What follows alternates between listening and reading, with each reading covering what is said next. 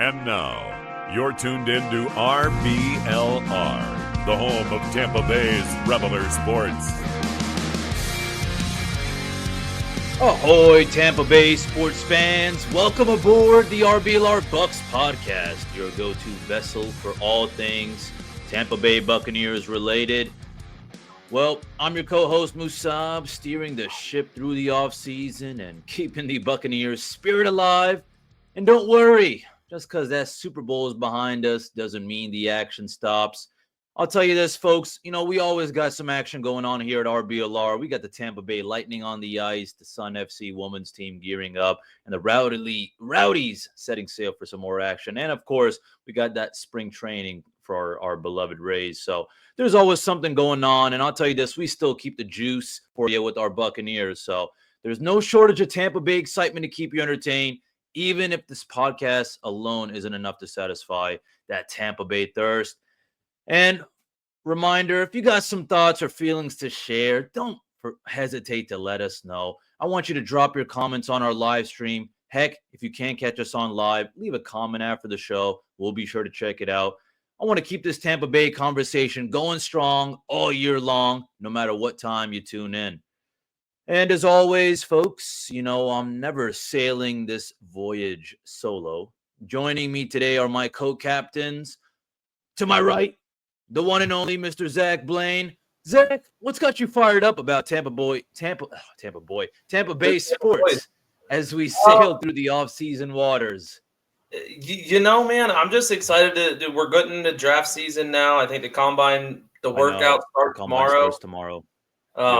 So it feels good. It feels like we're getting back in the cycle. I haven't watched too much spring training because, God, I'll be awful. I'll be honest, the Rays don't look so hot right now. I know it's just spring training. We did just beat the Red Sox today. I'll give them that. But it's going to be interesting to watch the Rays this season. Training, though, yeah. No, I got you, though, man. Yeah, no, I'm right there with you, man. I'm finally happy we're getting some kind of action going on with the NFL Combine as well. A couple interesting things coming out or whatever. But, folks, what is this show without our final puzzle piece to this iconic trio? I want you to be ready for our other key member of this crew, someone who I would say brings the heat with every take. Ladies and gentlemen, the one and only Mr. Carter Brantley. Carter, same question for you, man. What's the good word? And how we doing this off season? You staying busy with some other Tampa Bay sports or? Trying to, man. Trying to keep up with the Rays spring training stuff is awesome. Just because it's fun. Like, it's fun to have baseball back, even if regardless of the results, it's a fun time. Headed to a Rays spring training game this weekend. So that should be a lot of fun down in Port Charlotte. Not looking forward to the drive, but the end of the drive will be pretty fun. The destination, not the journey in this case. But excited to talk some Bucs football. There's a little bit of news this week, especially in the past 24 hours. So we'll get into that. There's a little bit to talk about there. But if you like what you hear, if you want to keep liking what you're hearing, definitely hit that like and subscribe button. We'll have some great content coming out every week for the Bucs. And we're going to have some draft stuff like Zach and Musab were saying. That's going to be great. I'm really excited for it. So we'll get right into it. Starting off, the biggest news from this past week really was Jordan Whitehead. He's gone. Well, I don't want to say gone, but they're not renewing his contract. I think it was an option of some sort. I'm not really sure, but regardless, it was going to be $4.5 million. But that is off the books. They've decided to move on, part ways. Apparently, reportedly, there's still like an open door or a hypothetical situation where he returns on a lower dollar amount, depending on how he comes back from the injuries that he sustained from the car accident that he was in. Obviously, hopefully, he's doing all right. So it's interesting. It's a good move, I think. And honestly, I'm certainly not opposed to bringing him back because then he can just compete with Tyke Smith for that starting safety spot. But speaking of Tyke Smith, obviously he's kind of the supposed starter moving forward at the safety position. Christian Izien kind of shifts over to that slot role that Tyke was playing. Does this change the calculus for you in the offseason at all in regards to the safety position? Or are you kind of like, well, this is kind of expected? Musab, I'll start with you, man. What are your thoughts on this Jordan Whitehead news? Yeah, I mean, I still think that, safety is something to look at for sure. I mean, I feel like both cornerback and safety, both are, something we've been thinking about these last couple of years and always hoping for the best, of course. So I think, hopefully Tyke Smith can do a good job. As you said already, Card, I mean, yeah, I would love to have Whitehead back, but I guess it appears the chances are slim. And, I hate to sound like an asshole too, but I mean, business is business. And, if he doesn't recover, from, everything that's happened in the past, especially with that accident, then, I wouldn't be surprised if we just, cut him short. So that being said, though, I mean, it's still something to look at, during this offseason with the draft as well. I think it's, I guess, thinking about a little bit of insurance, because if things don't go well with Tyke Smith, hopefully whoever we get, whether it's a free agent or a draft pick, hopefully they can kind of fill those shoes. Yeah, and I know if they do, we're going to be looking into more specifics, but I know Todd Bowles and Jason Light do love some versatile safeties, that can drop in, play the nickel as well as play the safety. We saw it with Tyke Smith a lot this past season. So I wouldn't be surprised to see the Bucs go that route, because then you can kind of two birds with one stone kind of approach, have a safety, but also kind of have that backup nickel corner as well. So yeah, you're absolutely right. I'm right there with you. It's definitely going to be a really interesting position to look at moving forward, just because, Antoine Winfield Jr. had a bit of a step back, but also, like you said, Tyke Smith will be his first year starting in the NFL as a safety. So it's always nice to have sort of a backup plan, like you said, if things go awry, but also, unfortunately, injuries happen. So, definitely a really good position to look at moving forward. But Mr. Blaine, how about you, man? Was this a surprise at all, or how does this change the calculus for the safety position in the offseason for you? I don't think it changes much, if I'm being honest. I think if I'm not mistaken, we talked about it last week, with the off the field stuff, like the car wreck that I believe he was charged with reckless driving for that, right? I'm not sure. I thought I heard that. I could be wrong. I'm not sure if it was his fault or someone else's fault, but with some of the off the field stuff, I'm not shocked that he was released. I think we kind of expected it with the lack of good play, if that makes sense. He wasn't very good for us last year, so I'm not surprised he's gone. I'm happy to see that Tyke Smith is kind of pushed into that starter role, and they're, if I'm not mistaken, they said he would be in the mix for the starter role, but who's going to take that from him unless we sign someone big? He's going to get that starting role, and I think it's good. I think that it's going to develop him more as opposed to just being a nickel, and I think it puts Izzy in back to where he was really good for us his rookie year. So I'm excited for it. I think it still makes us shallow in the safety department, but not as shallow as we are at corner. So I don't know if it necessarily changes much for my list of needs, but we'll see. Yeah, we'll definitely see. It's kind of interesting, you got Antoine Winfield Jr. and Tyke Smith back there, and then I don't know, Kayvon Merriweather. I don't think. Sorry, go ahead. I said he played decent. Sure. Yeah, he's okay. Look, he's a backup. That's what I mean. You're not going to have starter level guys as your backup, no matter. Absolutely. Yeah, it's going to be a thing to monitor moving forward. Absolutely, no doubt about it. But yeah, I don't know. It's tough because, like you said, it's thin at the cornerback room, but it's also thin now at safety too. There's not really a whole lot of depth there, even of backup guys. It's going to be something to monitor. It's going to be something to monitor. But looking at some kind of trades, because I wanted to sort of address it's kind of been a few weeks and there's been some kind of quiet news in regards to it. But Myles Garrett, obviously the trade request was the big news. But are there any maybe fun targets that the Bucs could have in mind for trades other than Myles Garrett? Maybe some low key guys. One of the first names that popped into my mind was Quay Walker from Green Bay. He's a linebacker.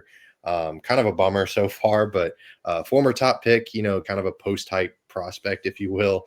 I know that's more of a baseball thing, but I figured, high value for a late round pick, because are the Bucs really going to get a linebacker of Quay Walker's caliber in the late rounds? Maybe, but it wouldn't be the worst thing in the world to take a shot on them or take a shot on him. But Zach, how about you, man? I know you're a big fan of kind of the post-hype guys. Anyone that you're looking at for the Bucs to potentially trade for other than Myles Garrett? I mentioned Quay Walker a few episodes back. as a target that I really like. I think while he hasn't been super like standout, like great player, he has been relatively good as far as like making tackles. I think he's been pretty high on the tackle leaderboard for the Packers.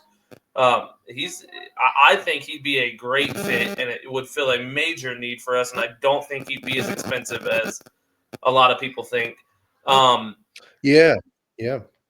Outside of him, I would love Trey Hendrickson. I don't expect him to be traded. I don't expect Myles Garrett to be traded.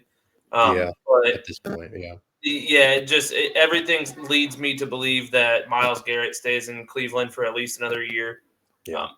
So I think you, as boring of an answer as it is, Quay Walker is my go-to as well. I got you. Just because he fills one of the biggest needs for Tampa, and I think he'd be a value pick. Yeah, or a absolutely. value target. Yeah, I mean, change of scenery. I think that plays kind of a, that whole cliche, kind of a fun part of it. I'm not necessarily going to be, jumping for joy if they trade for Quay Walker, but I think that's where we differ, because I would be very excited for it. Well, I'd be happy because at least it's not, KJ Britt. Like that would be an upgrade. But listen, it could be JJ Russell, brother. You never know. That's a very good point. But there'd still be more work to do moving forward. But definitely. It'd definitely be an upgrade over whatever the second linebacker would be moving forward. But Musab, how about you, man? Is there anybody that we haven't mentioned that maybe the Bucs could trade for if they, assuming that Garrett stays put? To be honest, no. But I do like the Quay Walker. I'm not gonna act like I have my bachelor's in Quay Walkerism either.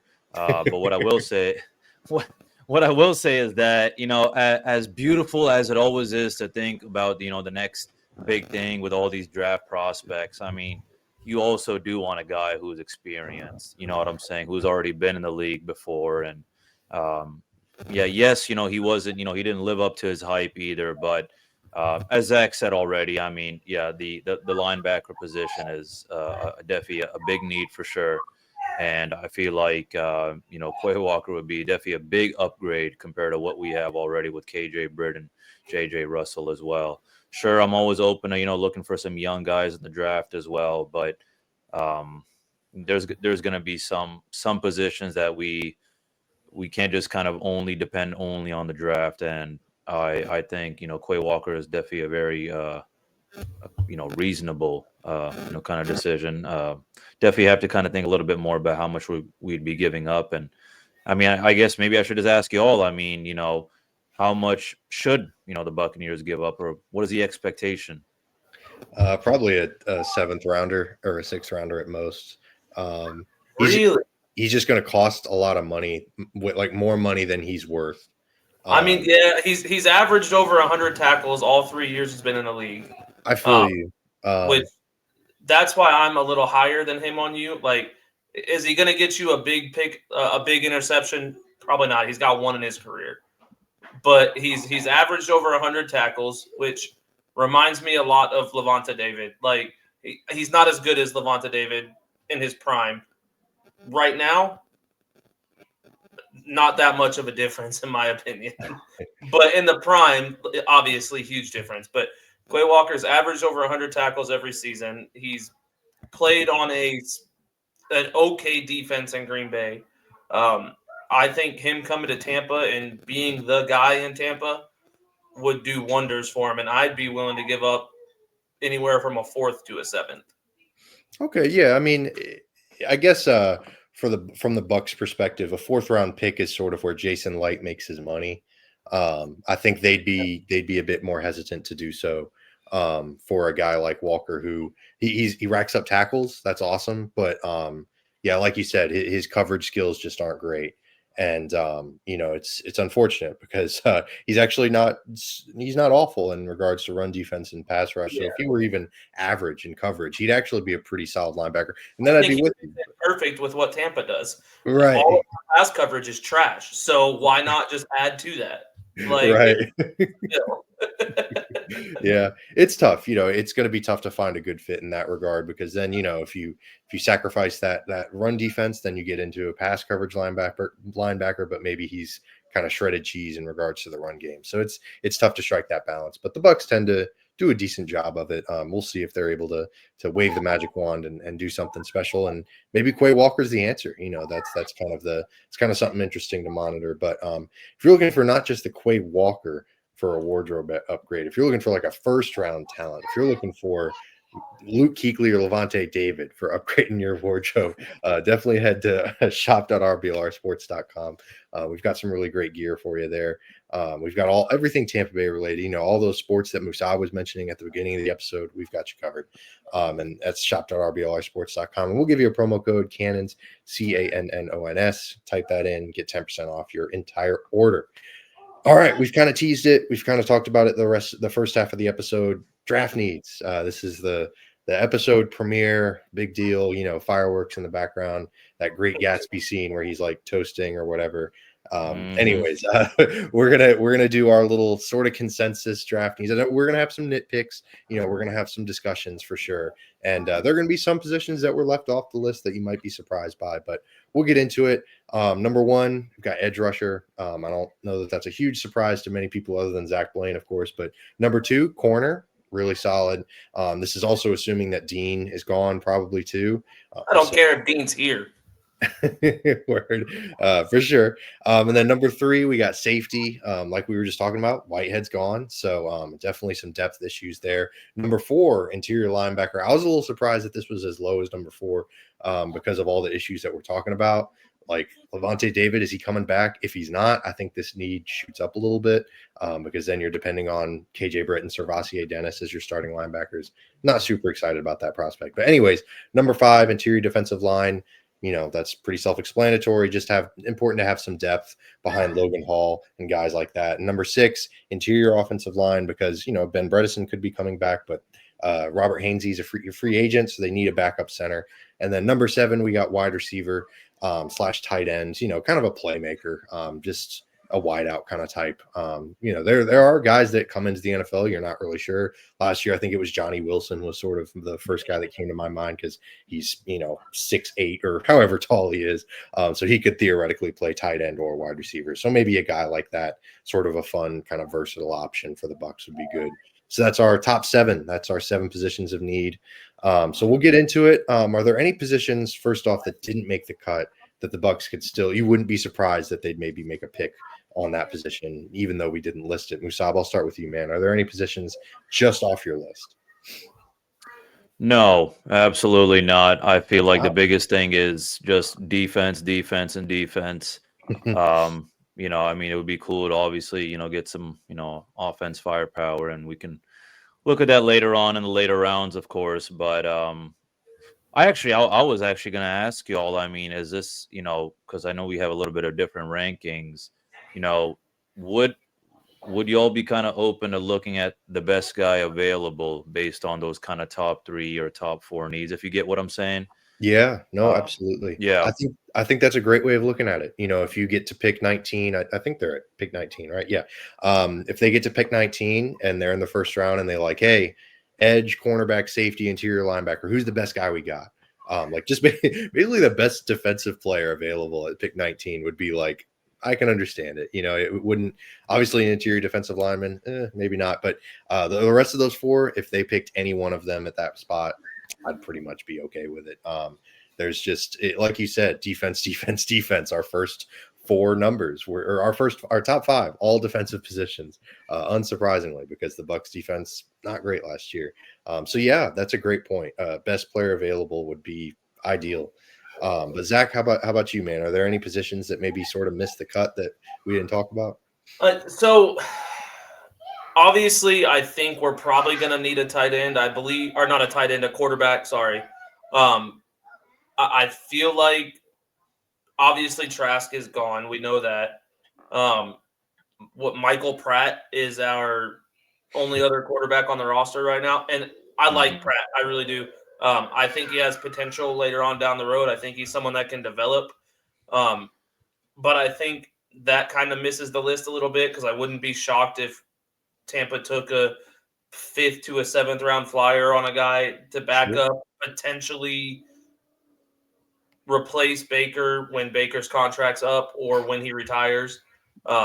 Because I mean, in this league, 4 more years, Baker could be ready to go home, like could be ready to call it. So Yeah, I wouldn't be understandable. shocked if we were to draft a guy, especially if, like, let's say Quinn Ewers or someone falls 5th or 6th round, just based off of the talent level that he's played at before. You almost have to take a flyer on him, like in the 5th or 6th round. I wouldn't be shocked and I wouldn't be mad, but I don't think that's a top need, so that's why it didn't make my list anyway. I'm with you. Yeah, I'm with you on that. I think quarterback could sneak up on the Bucs a little bit, maybe. Like you said, if it's the end of the draft and like 7th round, like you're kind of just grasping for straws anyways. It's not exactly. the margins between a 7th round pick and an undrafted free agent are pretty slim. So yeah, there's definitely not a whole lot of risk there. I also was intrigued running back didn't make the cut. Zach, you're a big running back guy. I was kind of surprised you didn't bring that up because the running back class is really good this year. And that's why it didn't make the cut, because it's so good. Mm-hmm. I would love, and I mean I would love to take a guy like Ollie Gordon or Damian Martinez later in the rounds. But the talent level is so deep in this class, I think there's going to be guys that fall all the way through the draft who can get signed. If Tampa were to take a 5th to a 7th round flyer on a running back, that's another one I would be okay with. Give me Damian Martinez in the 5th, 6th round.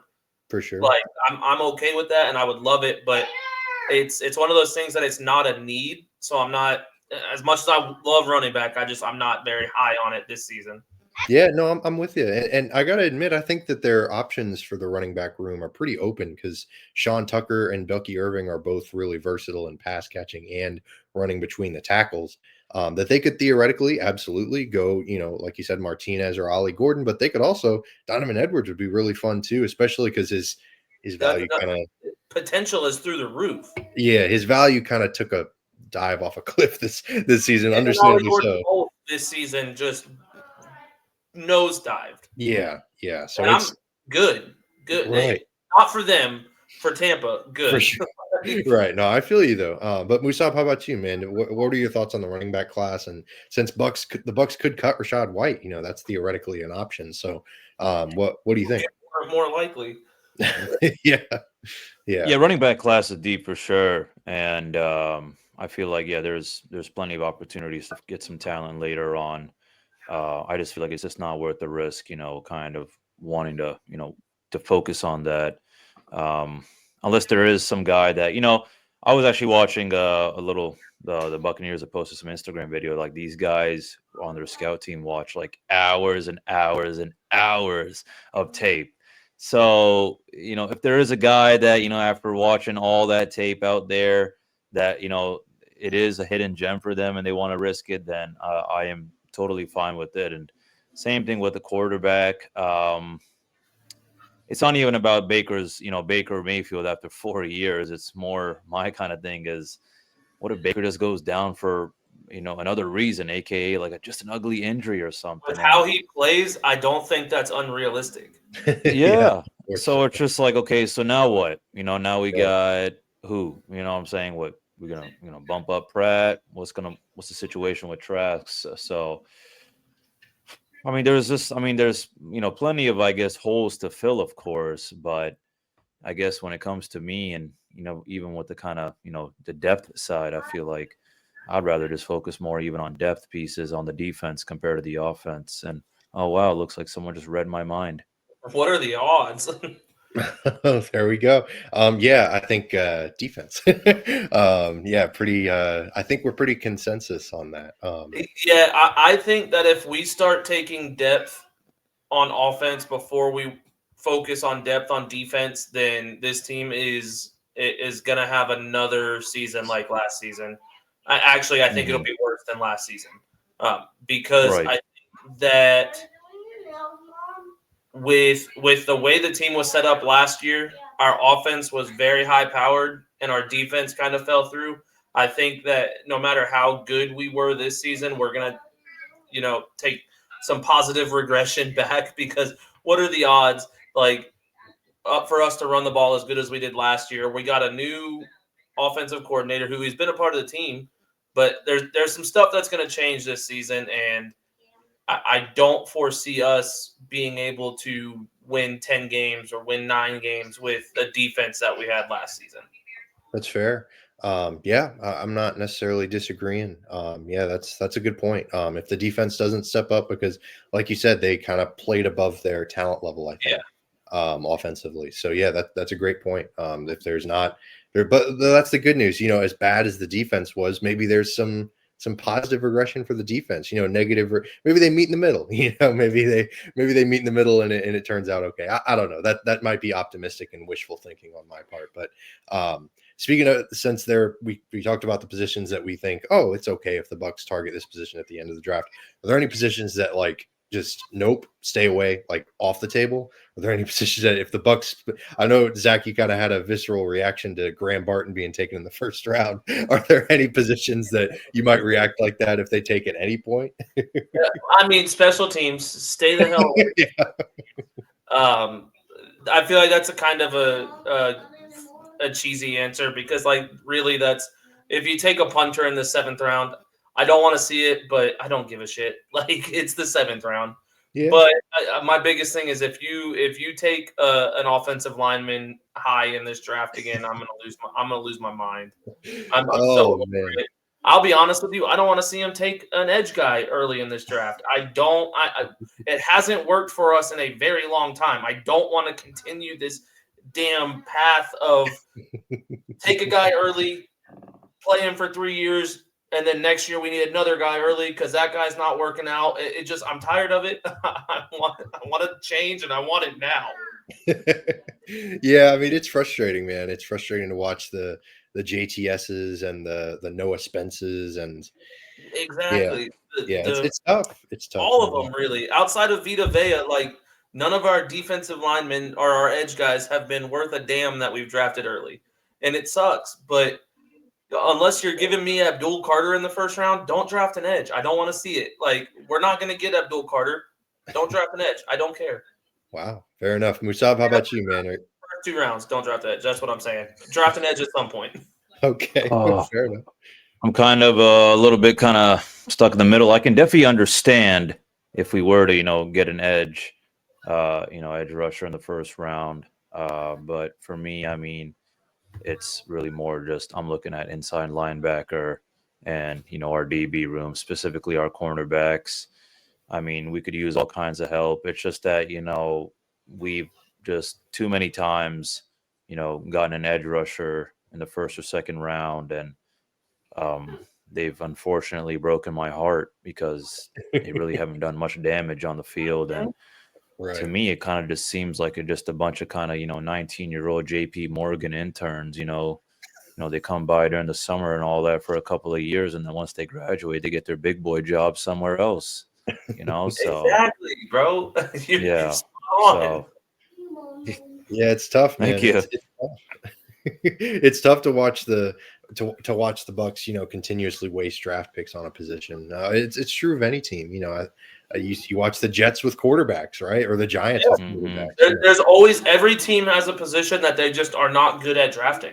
Yeah. And it's tough because the Bucs have they traded for JPP, which turned out well. Signed Shaq Barrett, great. Great.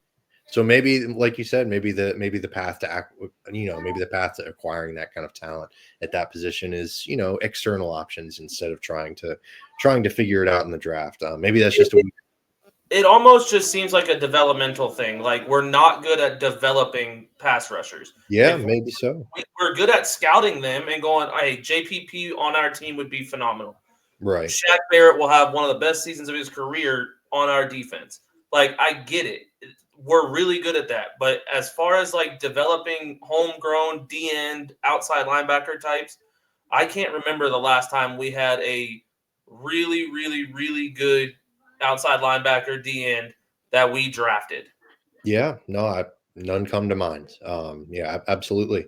But at the same time, maybe it's more of an amateur scouting thing, scouting college players too. Yeah.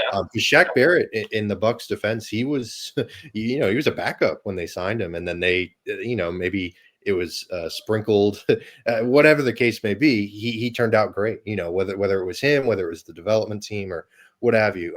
So I don't know. I don't know that there's a good answer for why the Bucs can't seem to figure out their pass rush. But yeah, I mean, it's tough because it's sort of the keep ramming your head against the wall, because having a good pass rush is so important. The Philadelphia Eagles have shown that. The San Francisco 49ers, obviously this past season wasn't good, but most of the past few years they've had really, really talented defensive linemen, and that's contributed to their success. So yeah, I mean, it's tough because at the same time you don't want to see them continue just the definition of insanity, doing the same thing over and over again, expecting different results. But also, like, the alternative is to not have any pass rush at all. But I am with you, Musab, about interior linebackers. That's going to be a really, really, really big position for me, because theoretically, if they just ran it back, like, it's not going to be great, but their edge rushers, their corners, their safeties, they at least have like theoretical NFL starters. Interior linebacker, they do not. Like, KJ Britt is not an NFL starter. Servassier Dennis, I don't know. So they don't have two linebackers that can start like right now. Every other position, I don't think they have one that should be starting right now, unless Servassier Dennis has developed and got over his injuries. Right, exactly. That's a great point. And I just think that assuming it just depends on Levante David. Obviously everything does. Even if he's back, like, he had such an off year. I don't think that you're gonna have at his age. And again, it's not a ding on him. Levante has been so good for us for so many years, but when you get to a certain age, the regression is not something like, oh, it was just a one-off. Like, the regression is just going to continue to happen. For sure. With how much he fell off last year compared to the year before, I don't want to see him back and playing worse than that. And not even for the outcome of the Bucs whole season. It's just like for his legacy as a Buck, I don't want to see that. Yeah, no, I totally get it. It'd be kind of disheartening to see him go out like that. So yeah, I mean, but if at the same time, like the leadership qualities, the sort of immeasurable stuff. So I'd understand if the Bucs did bring him back.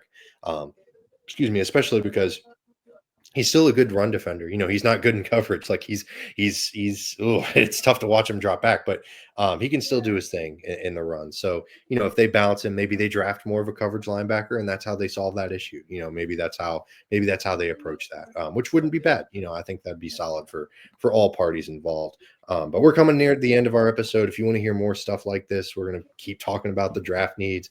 We're going to get into specifics, specific prospects for each position. I think we're going to work backwards, 7 all the way to 1. And then, we'll keep you interested. We won't talk about edge until the very end, much to the dismay of Mr. Blaine, of course. But definitely stick around. Definitely give us a follow if you want to keep up with our content across our channels at RBLR Sports or at RBLR Bucs if you just want Bucs stuff. Definitely check us out there. We really appreciate y'all for tuning in. Thank you to my co-host for making my job easier. And we'll see y'all next week. And as always, go Bucs. Go Bucs.